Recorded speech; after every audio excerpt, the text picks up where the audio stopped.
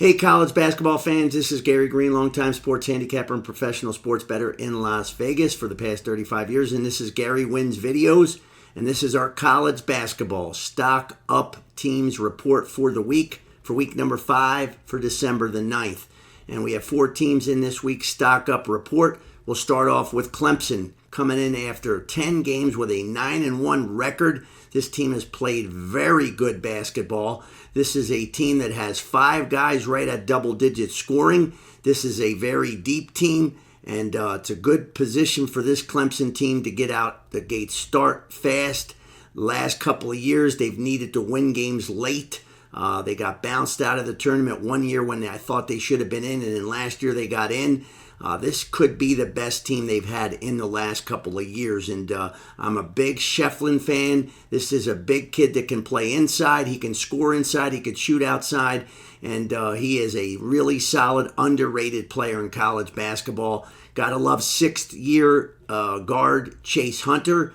This kid's playing fantastic college basketball out the gate this year, and this is a team right now, 6 straight wins. I really expect that this team's going to make some noise in the ACC. This is not the best year of the ACC, and I think this conference has the makings of the takings by anybody in there with a good quality team, and this is one of them. This team shoots 39% from three-point land, and this team can get the job done. I think this year they are one of the more underrated teams in the country. People are going to start noticing them as the year goes on.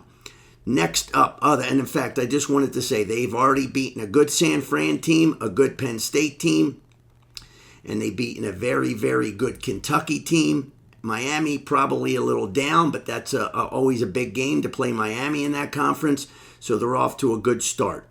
The next team up is the UCLA Bruins, and that's one of my 2 favorite teams, and I'm very impressed with this team's overall makeup. Last year, they got hurt when one of their basically best and most counted on recruits left to go play overseas right at the start of the season, kind of left them holding the bag, and they never recovered. And they just didn't have the overall talent to compete on a night-to-night basis to be a top 20 type team like they always should be. This is UCLA, folks. They should always have a top 20 team. They should be able to recruit without any trouble. They have a very good head coach, Mick Cronin, and I think that the difference with this year's team compared with last year, he didn't have the guys that he needed to play his kind of ball. But this year he does. This is a deep team. I like the offseason pickups, the transfers that they got, and Billadou and Daly and Kobe Johnson. These kids can play. And trust me, folks, Kobe Johnson's one of the top 5 defensive players in the league. This guy can set the tone on defense for the rest of the bunch. Now you add in that you got some transfers that can score inside. Daly, he's a big, strong kid. He can score. Billadou, he can score. He can shoot from 3. This team now is very deep. They have sharpshooters coming off the bench.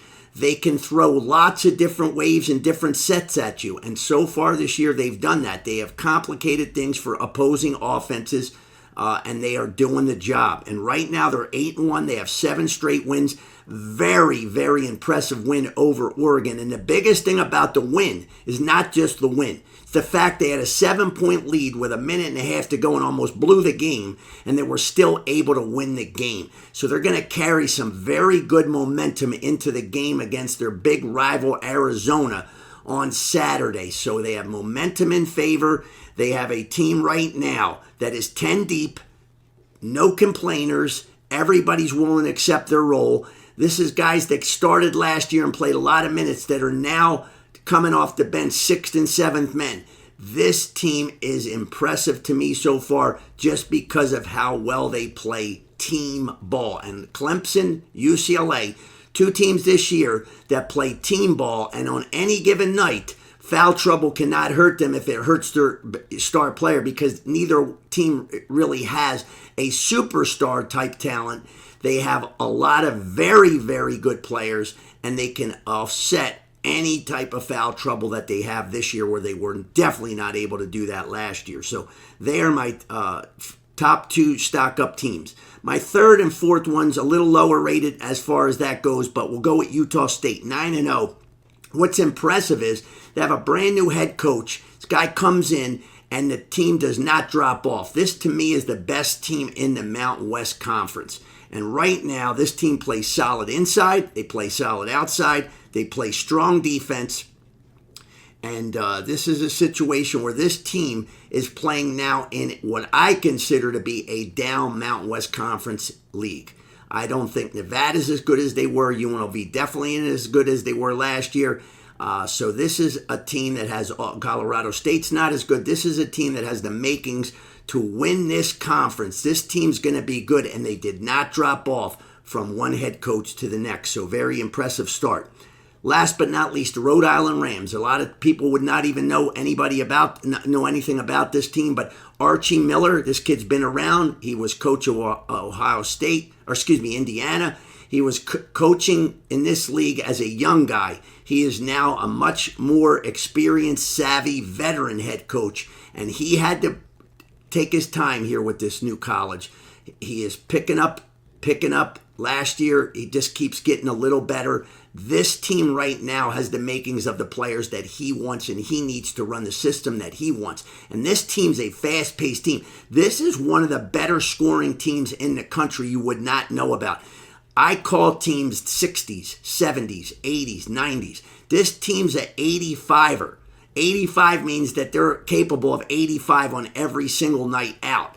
So this means they have the ability, if they just man up and play some decent defense, to be able to beat anybody in their conference, but also to be able to hang with the big boys. And I said this before at the beginning of the year, but there's any one of 20 teams that can win the national championship this year. I'm a Duke fan as well. Duke is not that loaded that they could not be beat. Kansas, not that loaded. We have a lot of up-and-comers here that are in the mix. Connecticut clearly is not going to win their third national championship. It's not going to happen. So the race is wide open. Not that Rhode Island's going to win this, but Rhode Island, the key to being a big winning better, especially in college basketball, is taking advantage. NFL, you have 12, 13 games a week. For the most part, you have a Thursday game and a Monday game. So on a Sunday, how many choices do you have? Even if you have totals, you're looking at 26 options.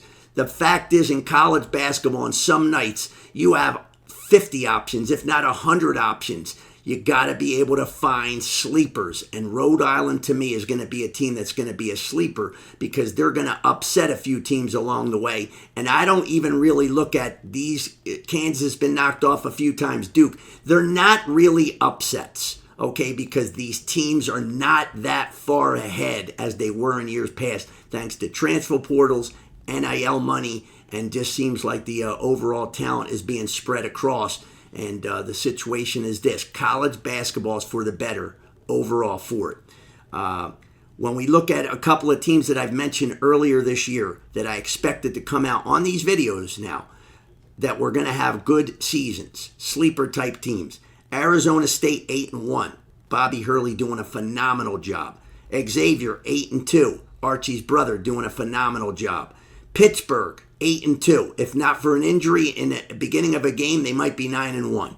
Okay, Marquette was a team I expected to be good, but still 9-1. I talked about this Marquette team as one of my first stock-up teams of the week. This college basketball season is going to be fantastic. There's going to be a lot of options to make a lot of money. We are off to a really good start again this year, even though we had a rough Saturday. We lost 4 games by 2 points or 1 point. That's okay. We will get that back. We don't complain when we lose close games. We're going to win close games like that. It's not about luck. They were good called games. They were totals where one team scored 90 and the other team scored 49, 50, whatever the hell it was. But we missed the totals by 2 points or 1 point when one team, in what was supposed to be a close game, 2 3-point spreads, and one team just completely shit the bed. That's okay. For the most part, if you come out, and it's going to happen, Louisville did it in the second half against Duke. Louisville's a shooting team, 3-point team. When they're hot, and they can beat anybody. But when that goes cold, they don't have really much to go off of. So this is what happens in betting. Do not ever let a couple of losses get to you. Stick to your game plan. In my game plan, it's a full season plan. I'm not worrying about any one given day. I'm not coming on here saying, wow, I'm on fire, I'm on fire. I expect to be winning.